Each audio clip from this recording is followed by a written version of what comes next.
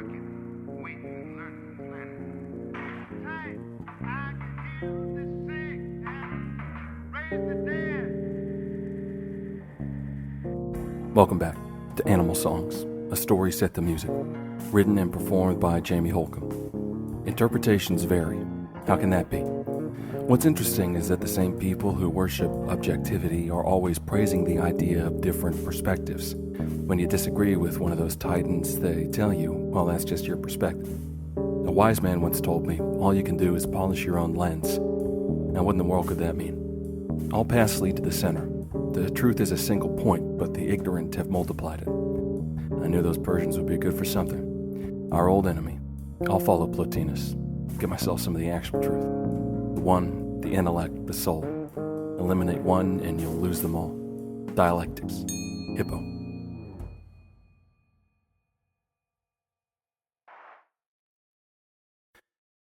The two mothers on board the SS Enterprise, as they had christened their tiny craft, were sisters. The older of the two, the mother of the young girl, was named Crystal, and her white striped dress and matching turban were of an appropriate turquoise, her favorite color. Her daughter, 4 years old and talkative, was named Starla, and Crystal had loved to dress her in yellow when she'd had more than the simple smock dress patterned with orange sunflowers, which was now her de facto uniform. Crystal's sister was named Ruby. Her dress and turban were the red counterpart to her sister's blue, and in every way the women were opposite. Ruby's newborn boy was named Todd, and she had been changing his diaper when the storm struck. In the chaos, she had neglected to grab him a replacement outfit. The baby was wrapped around the waist in a burlap sack that Mr. Hump had found in the back of the boat, and this garment Ruby frequently cleaned by rinsing it in the passing waves and then drying the salt-fresh diaper on the stern in the streaming sunlight. Peter donated a bundle of cloth so that the goggle-eyed Todd, silent and watchful, looked like the rag boy's disciple, a miniature of the mummy-wrapped lad who proudly played patty cake with his double as the SS Enterprise drifted east. "Just follow the sun, Mr. Hump," Warshaw said. The scholar reclined on the second bench, towards the stern, smoking a cigarette. "Actually, we're following the opposite course," said the fisherman. He gently turned the boat with his left oar and let the current do the work. "My meaning, you understand. From where the sun comes, rather, not where it goes." Aye, the fisherman grumbled. Violet spent most of his time gripping Tangi's hat. He furrowed his brow and muttered to himself, sitting all the way in the stern, with his winged back turned to the rest of the party. "Have faith," said Peter. He clapped a hand on his friend's brittle right wing. "We will see her again." Violet ignored him and gripped the hat more tightly. He flapped his little wing until Peter let go. Crystal and Ruby were not sure what to make of their rescuers. Frida Hump, enamored with their gentleman captain, showed so much admiration for Mr. Warshaw that the sisters were compelled to trust him. Mr. Hump never left the oars unattended, and Peter was a perfect babysitter. He was full of little games he'd once shared with his orphan siblings, and perhaps the two children now in his company allowed him to grieve for those briefly re-encountered comrades who had been lost beneath the waves. The ladies understood these members of the crew, though Warshaw's lethargy caused them to raise their eyebrows and exchange worried looks, and his babble about dragons yielded nervous laughter.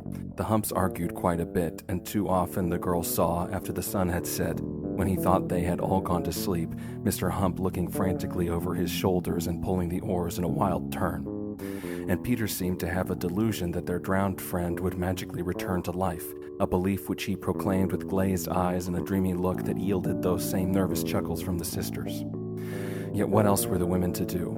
They had been lucky to catch Mr. Hump as he'd steered past the roof on which they had been stranded. They were alive, and this motley group had at least some idea of where to go in this wide, wild world.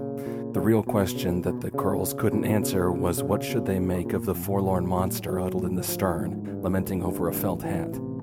"Mommy, what is that?" Starla asked daily. Crystal's response was always, "Hush." She would distract her daughter with the fishing line, and she filled the air with pleasant palaver about their imminent catch. "What kind of fish will he be? How many kinds can you name? What if we caught a great big swordfish? He wouldn't even fit in here." Crystal was sure to offer Violet a sardine when they found one. Though he thanked her softly, he never turned. Crystal thought it would be best for Starla to play with Peter. Ruby, of a different mind, sat in the bow behind the oarsmen, and from this safe vantage point she contemplated her counterpart on the other end of the boat. In the chaos of the storm, one thing which she had remembered to bring, how could she forget it, was her bark-bound sketchbook. Filled with a kind of rough papyrus, the book was covered by strips of pine bark, threaded with leather cords. The front cover was hollow on the inside, and in this compartment the artist stored an assortment of charcoal stubs. Ruby captured their journey in these pages, and her favorite subject was Violet, especially when the sun was setting before his bowed head. Though she could not render the image in color, the chimera's position of solitude and reverence explained everything. Ruby particularly loved to draw his little wings. They were a challenge for her to bring out in detail, using her crude tools, but that only made the work more compelling. "What you got for us today?" Mr. Hump would call over his shoulder. Ruby showed him her scenes of his own imposing back, with the rest of the group seemingly perched on his shoulders, or an image of her niece, wide-eyed and gasping, as she hauled in a big carp. But the images of Violet she kept to herself. She did not know why. "That girl," Warshaw suddenly proclaimed one afternoon. The group had just eaten a fine fish, which Mrs. Hump had prepared with salt water, the fishwife's discovery which rendered the raw meat into a delicacy, a crudité that only the Princess of Pirot Bay would normally enjoy. The companions had been sitting in silence, each lost in his or her own thoughts, when Warshaw spoke. "That girl," he said again. He held his right hand over his eyes, contemplating his sun-baked skin. "You know, young man," he let his hand fall and turned his eyes to Peter, who sat next to him on the bench, with young Todd on his lap. "You may not be wrong. Did you notice her pristine upkeep? Shined shoes and clean hair? Where had she come from? Where did she find gumption? To challenge that terror, the old witch, the oldest evil in the world." Starla, just behind Peter, tugged at her mother's dress. "I don't like witches." "Of course not, baby," Crystal said. "They're not real." Warshaw laughed. "Of course not, my dear. Just a story, that's all it is." He turned back to Peter. "She spoke to me of dragons that day. Said she had dreamed one. Can you imagine?" At these words, Violet finally turned around. "You know what's real, Pinocchio? Death. No matter what form it takes, Granny, a flood, everything goes away and there's nothing you can do about it." He held up the black felt hat and released it into the wind. It flew high, flipped, and landed out a few yards on the thick purple water. Peter and Warshaw jerked upright. "Mr. Hump," called the scholar, "turn us." The current had already carried them twice the distance from the hat in the short time that it took Warshaw to call out his orders. Peter turned around and handed Todd to Crystal. He stood, and without a word to anyone, he dove into the water. The sky was tinting orange as Peter paddled after the hat. The group all leaned towards the stern, watching Peter's flailing limbs as he scrambled for his goal. Ruby smiled to herself in the stern, and she scribbled the sight in her sketchbook. Beside Peter, in her rendering, shoulder to shoulder with the boy in the water, was Violet, her little muse. It was a story about him, she thought, that she had captured in these pages. Day after day, you could flip through scenes of the chimera sulking over his black hat, turned entirely to himself. Now here was everyone turning the same way, all eyes on the distant hat, and Violet was no longer sulking. He was with them. This is how Ruby showed the scene in her sketch. Peter returned quickly, and Mr. Hump and Warshaw each grabbed a bunch of rags and hauled him back into the boat. Peter was panting as he fell against the bench. Everyone crowded around him, including Violet. Peter extended the soaking hat to his friend. "Here," Peter said, "it's yours." Ruby captured the moment in sharp swoops. She would fill in the details later. For now she squinted between her page and her model, this peculiar boy, as he accepted the wet hat and lowered it onto his head, with the sunset haloing the sagging brim. After that, Violet turned his back to the west so that he faced the crew. He did not say too much, and Starla was still overly curious about him while Crystal hushed her questions. Ruby watched him from the bow, behind the oarsman, and occasionally Violet would meet her gaze. He'd look away quickly, and Ruby would smile to herself as she recorded those dark pools and the hoops of wrinkled skin around them, the sullen brow that held those sad eyes. The water was calm most of the time, and the party encountered little trouble along the way. The sun could be scalding, but Mrs. Hump invented a paste of powdered fish bones and kelp that worked as a soothing balm. Her ingenuity begged by the constraints of the situation, the fishwife was a forge of creation, constantly finding new uses for their limited supplies. She discovered how the salt in the water could preserve the fish meat. Using Warshaw's smoking supplies and some dried driftwood, she could make a torch, usually held by Peter, and over this flame, each of the companions could spin a skewer of carp. Eventually, necessity pushed her to find a form of bathroom, and it was this invention of which she was the proudest. From a bundle of rope, Frida fashioned a kind of swing. She strung this weaving over the port side of the bow. At the crucial moment, all the crew members needed to do was strip and lower themselves into the submerged seat. Nature would take care of everything, even their privacy, though the proliferation of air bubbles in some circumstances caused everyone to blush. It was probably this crude invention that truly brought the crew together as a family. It was Pinocchio seen Warshaw who was in the toilet the day that they encountered their first spot of real trouble. The scholar sat submerged from the waist down, with his elbows propped on the gunwale, a cigarette in his left hand. His right hand he tapped against his temple, and his face was scrunched in consternation. "What's eating Warshaw?" Peter said to Violet. They were sitting beside each other with a deck of cards, another lucky artifact provided by the boat, spread on the bench between them. "I will tell you momentarily if you would be so kind as to be mindful of my dignity," said Warshaw over the gurgling water. Peter turned his attention to the cards. He whispered something and both boys began to giggle. "If you must pry in," said Warshaw, "I was attempting to recollect." His voice stopped while his mouth hung open, and before anyone could ask the cause of his stupefaction, the boat began to rock. A dark hill rolled out of the ocean, tilting the boat up its steep incline. Mr. Hump gripped the oars. "Frederick," said his wife, "what in heaven sent hell is it?" Warshaw began, but he jerked backwards. The swing rope strained and snapped, and Warshaw and the toilet disappeared below the waves. Shocked, confused beyond explanation, the crew members exchanged terrified stares in silence, like frightened creatures, which is exactly what they were beneath.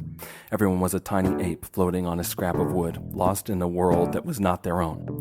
Not even a fisherman can be at home on the ocean. But it fell to Mr. Hump to make some sort of decision, naturally, as all heads turned to the brusque older man who had gotten them this far.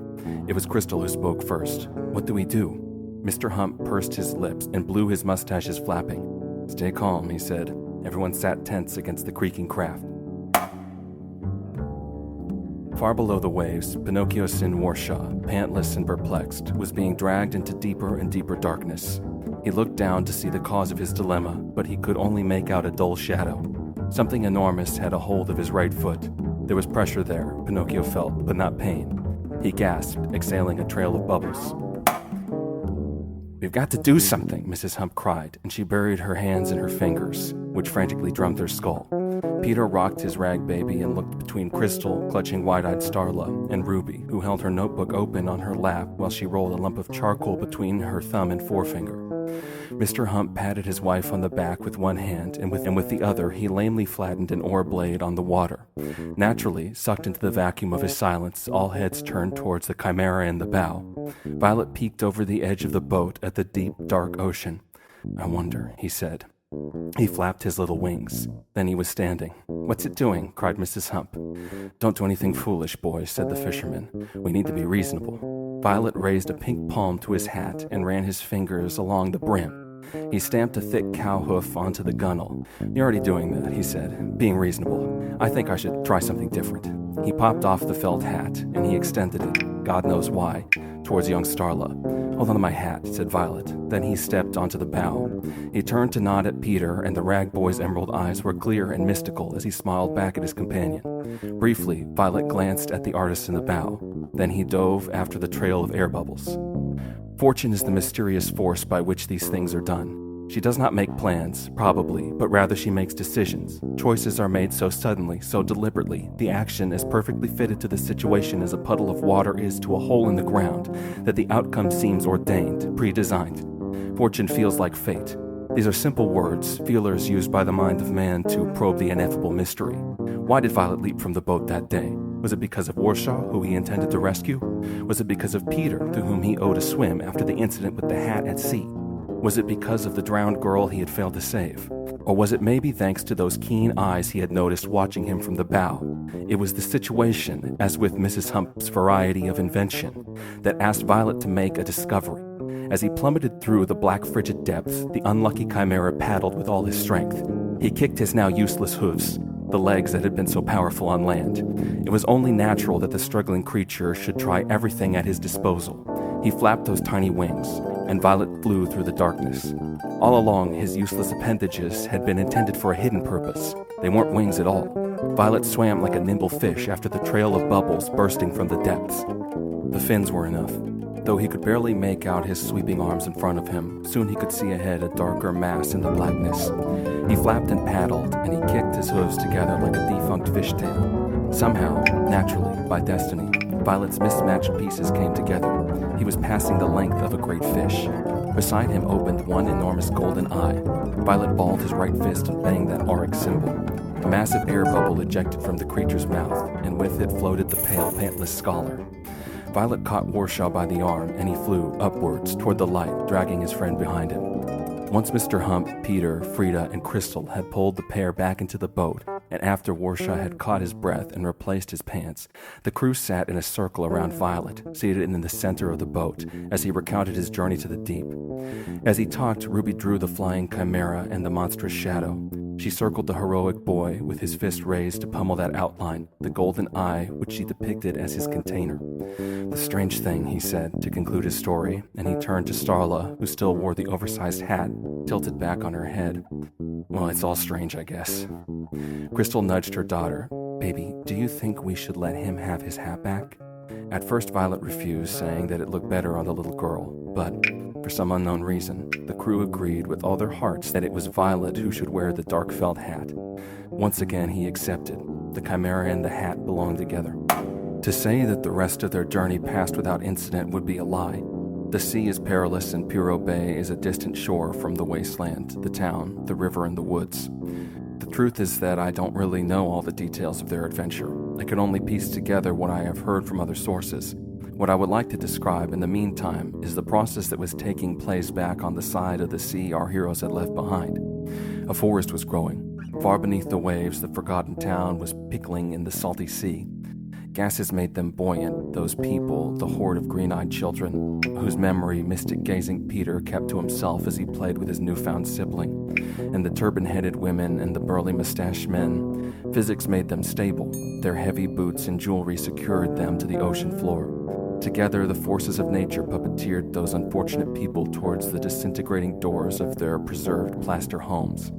As the SS Enterprise rode eastward, in the world left behind, the bodies emerged like oysters from their shells. They walked through the cobblestone streets of the forgotten town. Lighter forms, Peter's brothers and sisters, floated and were carried, together with the seeds and cones of the sunken trees, to drift farther west, where each body would bear a tree from its mouth. In the wasteland, a forest grew, while beneath the waters, the marionette corpses performed their magic dance. Drip, drip, drip. Peter awoke from this dream. It was night, and the sky was brilliant with sparkling stars. They seemed to glint with every color. Peter scanned the sky to find the moon, nearly full and so silver. His heart swelled and his eyes began to tremble. Then his gaze turned, and he sat upright. Across from him, oars in her hands, baby on her lap, sat Ruby. The humps were snoring in the bow behind her. When she noticed Peter, she quickly wiped her eyes and sniffled. I didn't know you rode, said Peter. Ruby forced a laugh as she lowered her hands from her face. The moon hung behind her head, and her hair was loose. Todd held her turban. She had golden-hued chestnut locks that glistened in the moonlight, Peter noticed. He turned away from her to glance down at the black water before looking back at the moonlit Ruby. Sometimes I give him a break, she said, and she nodded over her shoulder towards the slumbering oarsman. And this one is up every hour. Todd chewed his fist and stared at the scintillating night sky. Thank you for your help with him. Honestly, he helps me, ma'am. Ruby laughed and covered her mouth, glancing at the sleeping companions behind Peter. Ruby is fine, sir. Were you crying, Ruby? She tilted her head to the side and hid her eyes. It's better to not talk about it. It's good to look ahead. We've had so much to worry about. Peter did not share his dream. I understand. I think about them sometimes. Your friends? Your friend? Oh, I'm not worried about her. Ruby's eyes narrowed as she exhaled loudly.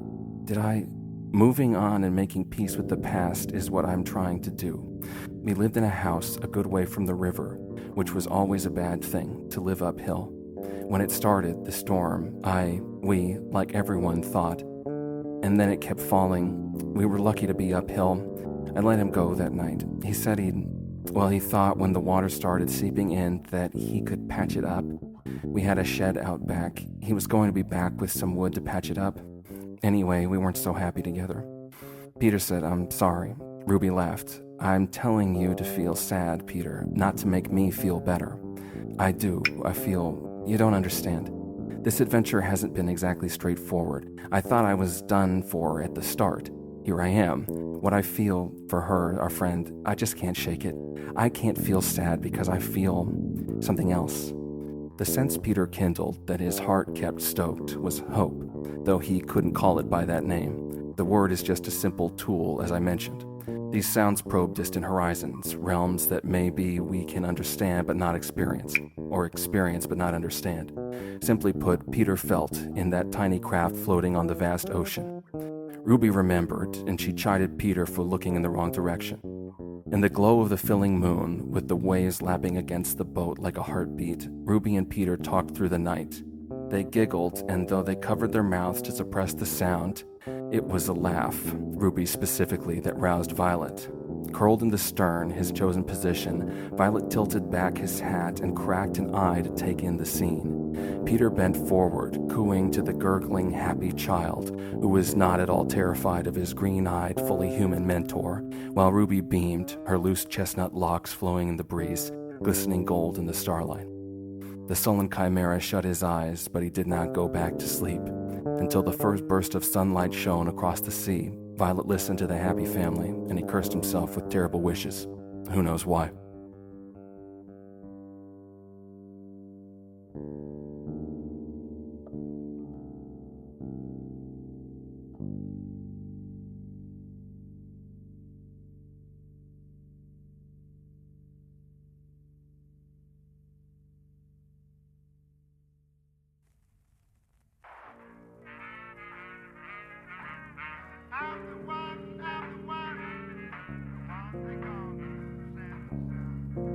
This has been Animal Songs, written and performed by Jamie Holcomb, produced by Supermoon. Find us on TikTok, YouTube, or at our website, gosupermoon.com. That's GOSUPERMOON.com. You can also find our work alongside many other talented artists at looksees.com. That's LOOK-SEES.com.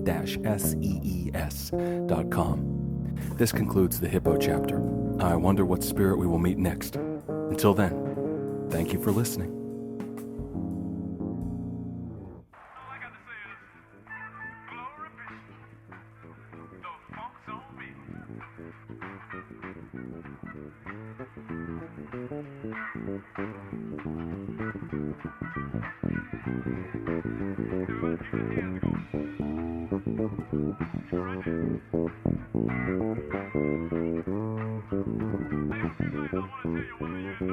what we